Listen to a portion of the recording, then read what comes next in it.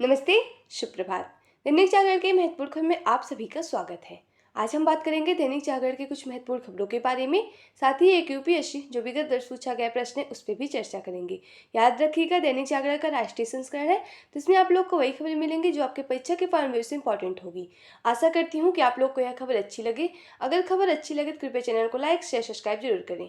धन्यवाद। तो चलिए देखते हैं आज की क्या खास खबरें, उन्हें हम एक एक करके देख लेते हैं। खबर की तरफ आगे बढ़ने से पहले हम प्रश्नों को देखेंगे, उसके बाद हम खबरों को एक एक करके देख लेंगे। तो चलिए देखते हैं आज का प्रश्न क्या है। यह सिविल सेवा परीक्षा विगत वर्ष 2020 का प्रश्न है। प्रश्न है, कभी कभी समाचारों में पाए जाने वाला शब्द वेस्ट टेक्सास इंटरमीडिएट निम्नलिखित में से किससे संदर्भित करता है। नीचे इसके कुछ विकल्प दिए हुए हैं। पहला है कच्चा तेल, दूसरा है बहुमूल्य धातु, तीसरा है दुर्लभ मृदा तत्व, चौथा है यूरेनियम। तो आप लोग से अनुरोध है कि आप लोग इसका आंसर कमेंट बॉक्स में जरूर बताएं और इस क्वेश्चन का पुनः एनालाइज हम वीडियो क्लास में जरूर करेंगे। अगर आप लोग को इसकी पूरी जानकारी चाहिए तो आप लोग वीडियो को लास्ट तक जरूर देखें। तो चलिए देखते हैं आज की क्या खास खबरें, उन्हें हम एक एक करके देख लेते हैं। और आपको बता दें, आज हम चुनाव सुधार की चुनाव सुधार जो टॉपिक है उसको लेकर चलेंगे। सबसे पहले आज एक एक टॉपिक थोड़ा थोड़ा करके हम लोग देखेंगे, ताकि आप लोग का कवर भी हो जाए और आप लोग को रिवाइज भी होता रहे कि चुनाव सुधार चुनाव सुधार की जरूरत क्यों होती है और चुनाव सुधार होता क्यों है। तो आप लोग से आज हम चुनाव सुधार की जरूरत के बारे में भी थोड़ी जानकारी लेंगे, तो इसे भी आप लोग जरूर देखिएगा। 400 के लिए मोदी ने दी 370 की जड़ी बूटी। विपक्ष भी अब मानने लगा है कि रजक सरकार अब की बार 400 के पार। पीएम मोदी ने मध्य प्रदेश के झाबुआ में जनजाति सम्मेलन को संबोधित किया। कहा, हमारे लिए जनजाति समाज वोट बैंक नहीं, देश का गौरव है। और साथ ही कांग्रेस पर निशाना साधते हुए कहा कि 2023 में विधानसभा चुनाव में कांग्रेस की छुट्टी हुई थी, 2024 में सफाया होना तय है। कहा, कांग्रेस को गांव, गरीब और किसान सिर्फ तभी याद आते हैं जब चुनाव के दौरान इन्हें याद आते हैं, उससे पहले इन्हें याद नहीं आते हैं। जब सत्ता में रहती है तो लूटती है और जब बाहर रहती है तो लड़वाती है। देख रहे हैं, खूब आरोप प्रत्यारोप लग रहे हैं। लोकसभा का चुनाव हो रहा है ना, उसी पे अब लेकर सबकी तैयारियां चल रही हैं। लोकसभा को आपको बता दें, ये संसद के 2 सदनों में से एक सदन है, जिसे आप लोग लोकप्रिय सदन भी इसे कहा जाता है और इसे संसद का निचला सदन भी कहा जाता है। तो इसे भी आप लोग जानते रहिए। और लोकसभा में इस बार 543 सीटों में होने वाला है चुनाव। और लोकसभा का जो चुनाव होता है प्रत्यक्ष तरीके से होता है, तो इसे भी आप लोग जानते रहिए। और आप लोग अगर लोकसभा का सदस्य बनना है तो उसके लिए आपकी उम्र 25 वर्ष होनी चाहिए। और यहाँ बता दें, मध्य प्रदेश की बात हो रही है। मध्य प्रदेश में इन्होंने झबुआ जनजातीय सम्मेलन का संबोधित किया है। मध्य प्रदेश राजधानी भोपाल है। इसका गठन 1 नवंबर 1956 में इसका गठन हुआ था। इसकी सीमा उत्तर प्रदेश, महाराष्ट्र, गुजरात, छत्तीसगढ़, राजस्थान से लगती है। और आपको पता ही होगा कि मध्य प्रदेश से अलग होकर ही छत्तीसगढ़ बना है एक राज्य, तो इसे भी आप लोग जानते रहिए। और छत्तीसगढ़ कब बना मध्य प्रदेश से अलग होकर, ये आप लोग कमेंट बॉक्स में जरूर बताएंगे। और अगर हम यहाँ की सीटों की बात कर लें, यहाँ सीटों में क्या है, और यहाँ विधानसभा की आपको 230 सीटें देखने को मिलेंगी, लोकसभा में 29 और राज्यसभा में 11 सीटें देखने को मिलेंगी। और अभी हाल ही में यहाँ विधानसभा का चुनाव ही हुआ था। आपको पता ही 5 राज्यों में विधानसभा का चुनाव हुआ था, जिसमें मध्य प्रदेश भी एक राज्य था। और यहाँ अभी नवीनतम जो मुख्यमंत्री बने वो मोहन यादव हैं, जिसे भी आप लोग जानते रहिए, क्योंकि अभी नए नए बने हुए हैं। और जो ये लोकसभा, राज्यसभा, विधानसभा, इन सब का चुनाव की अगर बात करें, ये चुनाव कराता कौन है, तो ये भारतीय निर्वाचन आयोग, इलेक्शन कमीशन ऑफ इंडिया, यह एक संवैधानिक संस्था, संविधान के अनुच्छेद 324-33 की बात की गई है। तो इसे भी आप लोग जानते रहिए, जो आपके परीक्षा के पॉइंट ऑफ व्यू से काफी इंपॉर्टेंट है।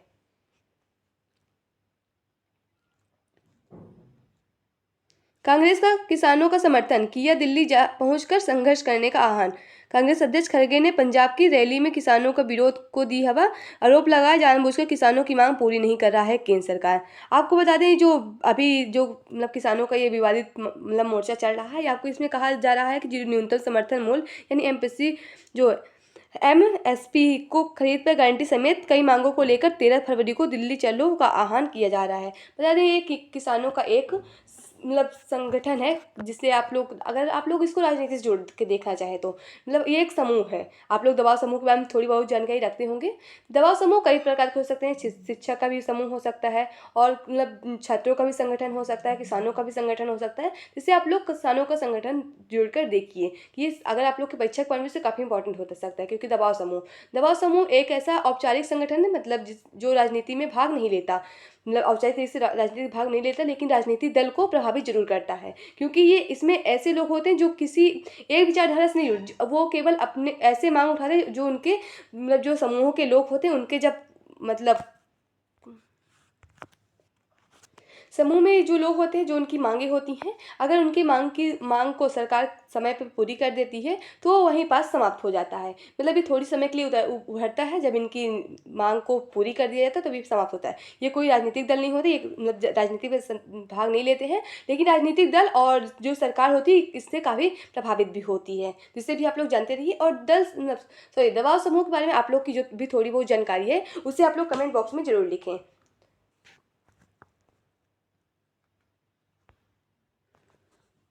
पहली सूची में किसी केंद्रीय मंत्री का नाम नहीं, नए चेहरों का पर होगा जोर। भाजपा ने जारी की 14 प्रत्याशियों की पहली सूची। आपको याद है जो राज्यसभा का भी चुनाव हुआ है ना, उसी पे बात चल रही है कि जो मनोनीत करके सदस्य आएंगे उन्हीं को लेकर चर्चाएं चल रही हैं।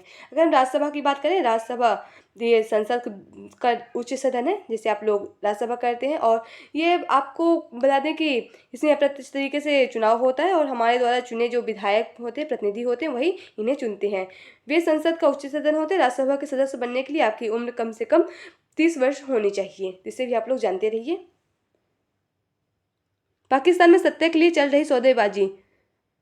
आसिफ जरदारी ने बेटे बिलावत के लिए मांगा प्रधानमंत्री पद। नवाज से मिले MQN नेता, बोले अभी नहीं हुआ समझौता। PTI समर्थित निर्दलीय वसीम कादिर MPL में शामिल।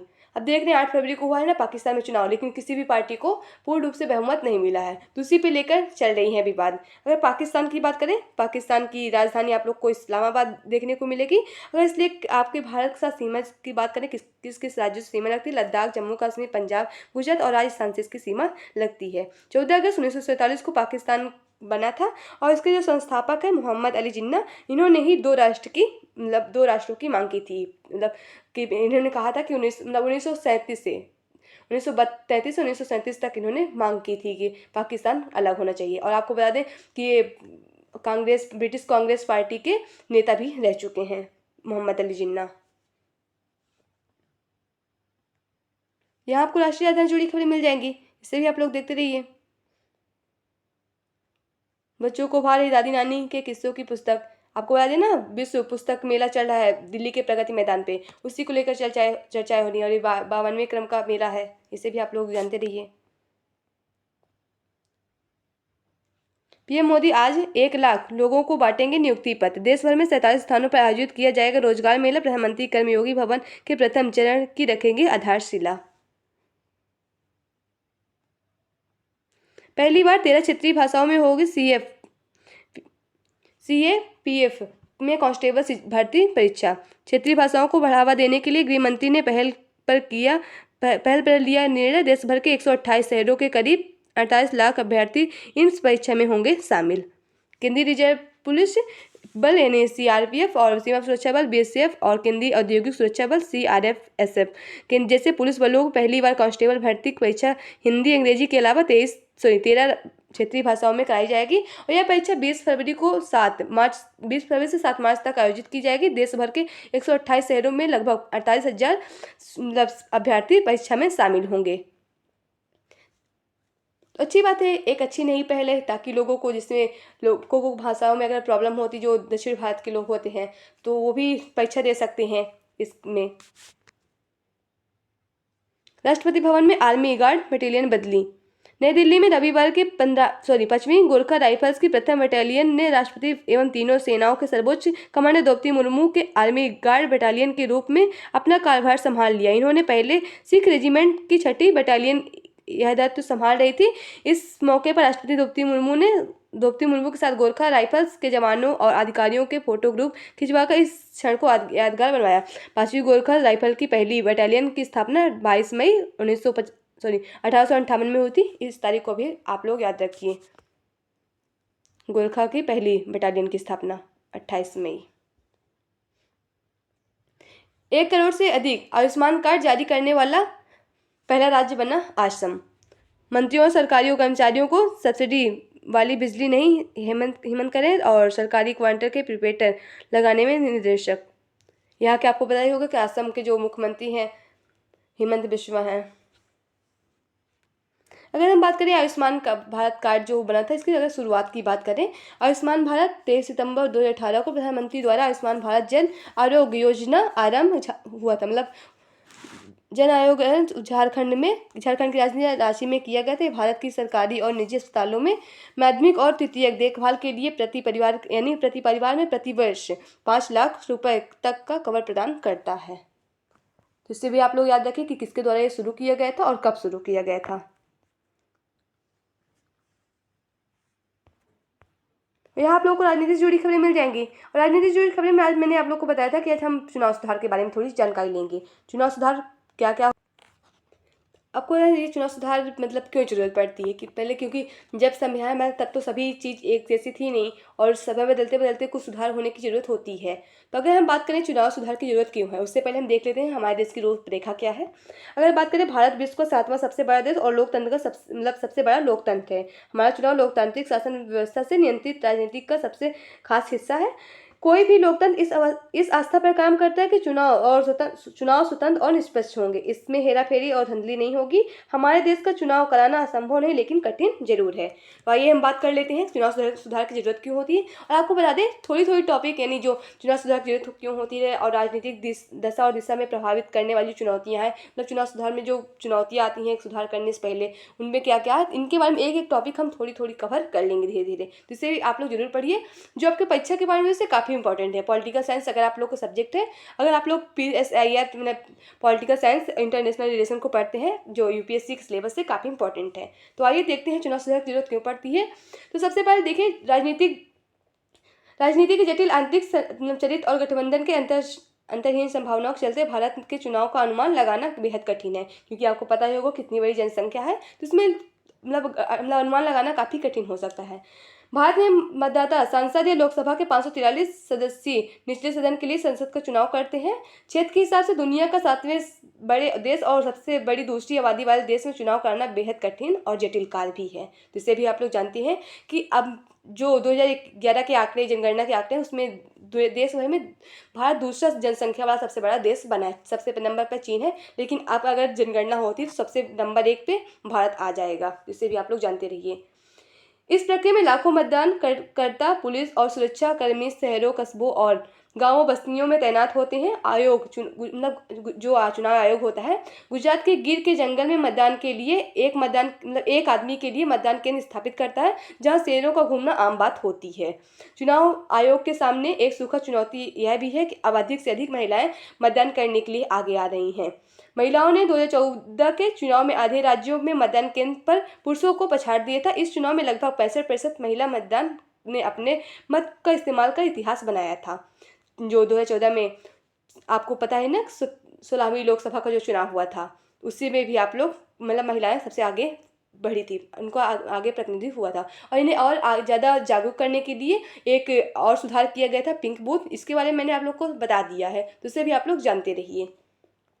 हालांकि अभी महिलाएं का संसद में प्रतिनिधित्व नहीं है। आधी आबादी होने के बावजूद लोकसभा में इनकी उपस्थिति लगभग 12% है और इन्हें संसद में और अधिक लाने के लिए अभी एक कानून भी आया था, नारी शक्ति वंदन अधिनियम। 128वां बिल था और आप लोग इसे 106वां संविधान संशोधन में जोड़ा गया है ना, उसी विधेयक पारित हो गया, लेकिन अभी उसे पूर्ण रूप से लागू नहीं किया गया है। तो इसे भी आप लोग जानते रहिए। और उस बिल में कहा गया है कि महिलाओं के लिए लोकसभा और राज्यसभा में 33% सीटों की आरक्षण होगी। तो इसे भी आप लोग जानते रहिए। पिछले चुनाव में महिलाओं के लिए कुछ मतदान केंद्रों का प्रबंधन किया था। इस बार आयोग की योजना महिला मतदाताओं को प्रेरित करने के लिए पोलिंग बूथ बनाना है। आपको मैंने पहले बता दिया है, जिनका प्रबंधन सिर्फ महिला अधिकारियों के हाथों में होगा। इन्हें पिंक बूथ के नाम दिया जाएगा। इस बार लोकसभा का जो चुनाव होगा, लोकसभा में जो चुनाव होने 18 से 19 वर्ष के बीच आयु में लगभग 1.5 करोड़ युवा मतदान करने जो पहली बार मतदान करेंगे। मतलब कि जो अभी चुनाव होने वाला है उसमें 18 से 19 वर्ष के बीच जो आयु वाले लोग हैं, मतलब युवा मतदाता, वो 1 लाख और 1.5 करोड़ से ज़्यादा भी मतदान करने का है। यह चुनाव आयोग के सामने बिल्कुल नई चुनौती होगी, क्योंकि पुराने मतदाताओं की तुलना में यह वर्ग सबसे अधिक शिक्षित और तकनीकी से लैस है। इतना ही नहीं, अब आयोग को चुनाव प्रचार की तेजी से बदलती शैली से जूझना होगा। पहले चुनाव में पोस्टर बैनर का इस्तेमाल आम बात थी। अब लगभग 50 करोड़ हिंदुस्तानी के पास स्मार्टफोन है और इतने ही लोग इंटरनेट का उपयोग करते हैं। 30 करोड़ लोग फेसबुक पर है, लगभग 20 करोड़ लोग व्हाट्सएप पर है, तकरीबन 3 करोड़ लोग ट्विटर पर भी हैं। देख रहे हैं कि आजकल इंटरनेट का ज़माना है, काफ़ी लोग इंटरनेट पर प्रभावित हैं। इंटरनेट से प्रभावित है। इसका मतलब है कि राजनीतिक दल और उम्मीदवार युवा मतदाताओं का दिल और दिमाग जीतने के लिए तकनीकी और सोशल मीडिया का इस्तेमाल करेंगे। इस प्लेटफॉर्म का संवर्धित उपयोग रोकना दुरुपयोग रोकना और चुनाव आयोग के लिए एक महत्वपूर्ण चिंता का विषय है। तो आशा करती हूँ कि आप लोग को यह समझ में आया होगा चुनाव सुधार की जरूरत क्यों है, क्योंकि लोगों को महिलाओं को आगे बढ़ाने के लिए, जो अभी नए 18 से 19 वर्ष के युवा हैं उन्हें और ज़्यादा प्रेरित करने के लिए इन्हें जो मतदाता दिवस मनाया जाता है उसमें का मतदाता दिवस का मनाने क्या उद्देश्य होता है कि लोगों को जो युवा अभी नए नए युवा हैं उन्हें और ज़्यादा जागरूक हों, इन मतदाताओं के बारे में जागरूक हों, ताकि वो अपने जो नेता हैं उन्हें अच्छे तरीके से चुनें, उन्हें किसी दबाव पे आके अपने नेता को चुनने की जरूरत ना हो। तो आशा करती हूँ कि आप लोग को यह खबर अच्छी लगी होगी और कल हम बात करेंगे कि राजनीति की दिशा और दिशा को प्रभावित करने वाली प्रमुख चुनौतियाँ आती हैं उनके बारे में भी हम थोड़ी जानकारी जरूर लेंगे, तो इसे भी आप लोग जरूर देखिएगा। अब देख रहे हैं एक पेपर लीक पे जो कानून आया था ना उसी को लेकर चल चाहे कुछ प्रावधान किए गए। अगर प्रावधान की बातों करें तो थोड़ी बहुत नए कानूनों में परीक्षा में अनिवार्य अनियमितों से संबंधित अपराध के लिए 10 साल की जेल होगी और 1 करोड़ रुपए का आर्थिक जुर्माने लगने की भी इसमें प्रावधान किए गए हैं। जो अभी नया नया कानून आया ना पेपर लीक, क्योंकि जैसे कुछ राज्य में होता है कि पेपर दे के बच्चे घर नहीं पहुंचते, पता चलता है पेपर लीक हो गया उसमें धधली हो गई, उसी को रोकने के लिए कुछ नए कानून लाए गए हैं। तो इसे भी आप लोग जानते रहिए। यह आप लोग का संपादकीय बातें आप लोग के प्रीलिम्स मेंस इंटरव्यू अन्य प्रतियोगी परीक्षा से जुड़ी खबरें मिल जाएंगी, जिसे आप लोग जरूर पढ़िए, जो आपके परीक्षा के पॉइंट से काफी इंपॉर्टेंट है।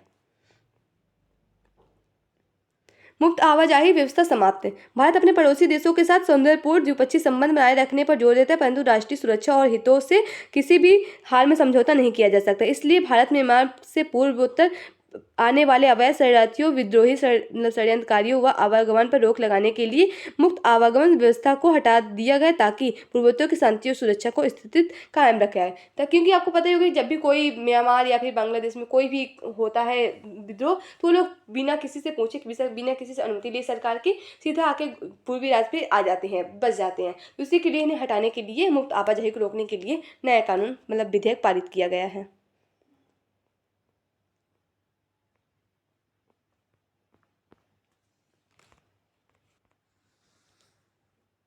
इन्फ्लुएंसर के लिए सरकार ने की क्रिएटर्स अवार्ड की घोषणा। प्रधानमंत्री ने नेशनल क्रिएटर्स अवार्ड का पहल को सराहा, कहा यह रचनात्मक कार्यों के लोगों के लिए बड़ा मौका है। नई रही पद्मश्री से सम्मानित लेखिका डॉक्टर उषा किरण। आपको बता दें जो अभी हाल ही में गणतंत्र दिवस पे हुई थी ना घोषणा पद्मश्री अवार्ड देने की, उन्हीं में से एक नहीं रही। 78 वर्ष की आयु में पटना में हुआ निधन, कई दिनों से थी विवाद। 24 अक्टूबर 1945 में दरभंगा के लोहरिया सराय गांव में हुआ था इनका जन्म। यहाँ आप लोग को अंतर्राष्ट्रीय से जुड़ी खबरें मिल जाएंगी। अब देख रहे हैं गाजा और हमास का जो संघर्ष चला, इजरायल और हमास का, वो एक तरह चल ही रहा है। मंगल पर 10 लाख लोगों को ले जाना चाहते हैं मस्क। कहा भविष्य में लाल ग्रह की उड़ान घरेलू उड़ान जैसी होगी। एलन मास्क ने कहा कि 5 साल में चंदा पर जाएगा स्टार्टशिप।